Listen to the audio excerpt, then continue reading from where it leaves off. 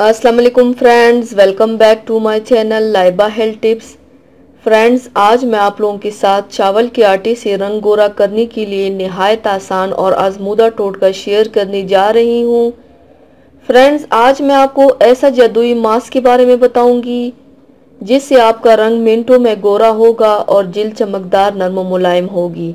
चेहरे और गर्दन की तमाम स्याही दूर होगी। आप इसे हाथों पाँव पर भी लगा सकते हैं।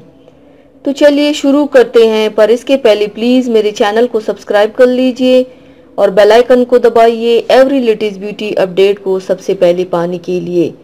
इसके लिए आप लोगों को चाहिए, सबसे पहले बर्तन में 1 चम्मच चावल का आटा डालें, 1 चम्मच मैदा डालें, आधा चम्मच मिल्क पाउडर डालें, 2 चम्मच टमाटर का पेस्ट डाल दें, 1 चम्मच शहद और 1 चम्मच दही डालें और चंद कतरे लीमू के रस के डाल दें।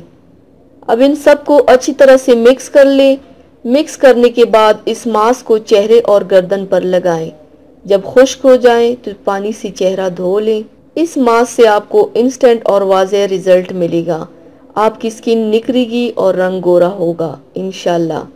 तो व्यूवर्स, थैंक्स फॉर वॉचिंग। मेरी वीडियो को लाइक और शेयर ज़रूर कीजिएगा।